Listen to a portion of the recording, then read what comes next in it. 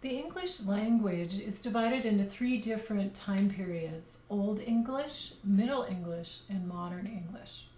A lot of times you hear people saying something like, Shakespeare is so hard to read because it's written in Old English. And actually, that's incorrect. Shakespeare was writing in Modern English. Now, granted, it was a much earlier form of Modern English than we're speaking, but it's still considered to be Modern English.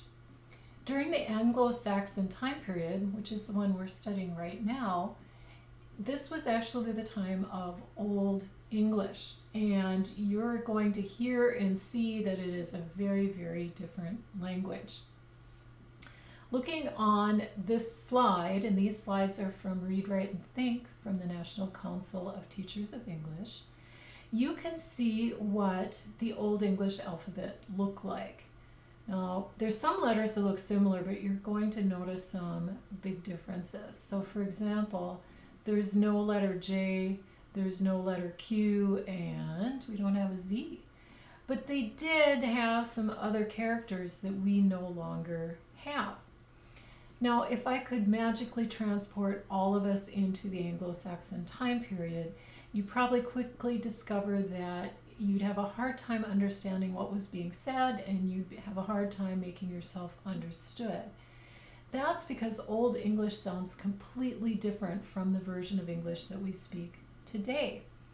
If you've ever studied German, you might pick up a few more of the words.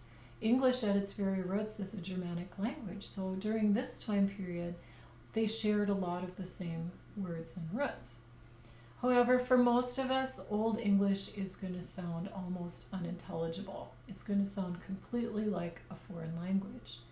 So let's take a look at some of the differences, and then I will have you listen to an excerpt recorded in Old English. So let's start with the letters that are different. So one of the ones that was included in the alphabet was the thorn. This was one way of representing the TH sound, like you hear in that and thin. And it looks like this. An interesting side note at the bottom here, if you've ever been to the Renaissance Fair or something like that, you'll see signs that say Ye Old Pub or Ye Old Donut Shop, like they give here. The printing press didn't have a thorn symbol, and so they very often substituted a Y instead of the thorn. So for the word that was supposed to be the, with the thorn and an E, turned out to be a Y and an E.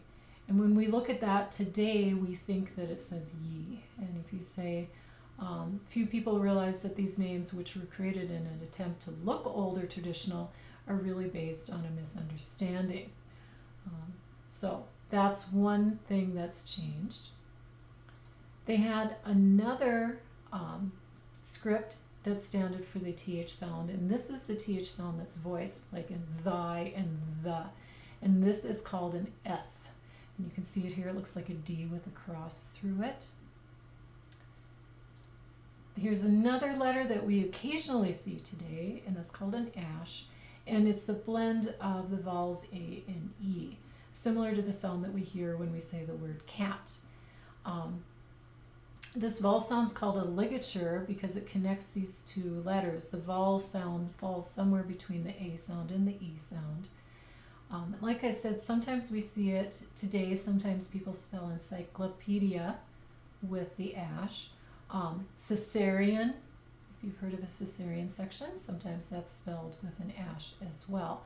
It says here that Icelandic, Norwegian, and Danish language still use the ash vowel sound in their language, and they are all Germanic languages, just like English. Then the last letter that's foreign to us is called the win, and it represents the W sound.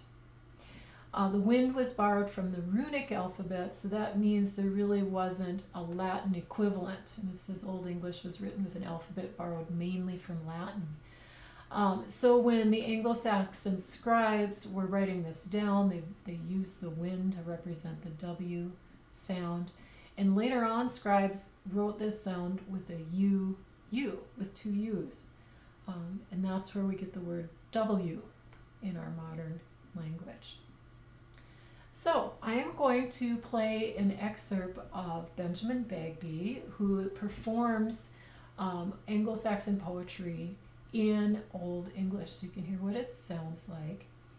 As you listen to it, see, number one, are there any words that you can pick out at all?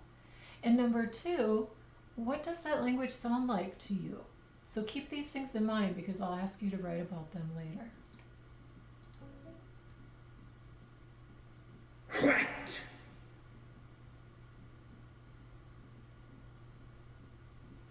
We gardena in gärdagum förkunninga trumjefronon, hota ädlinga sällen främmedon.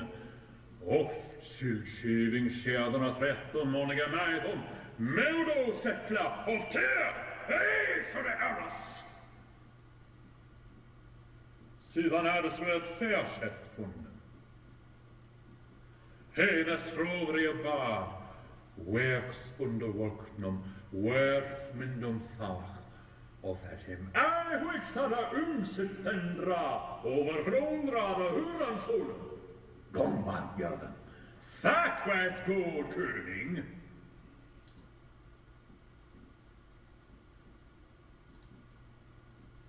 So were there any words that you recognized at all, or did it sound completely foreign to you? I'm looking forward to hearing your responses.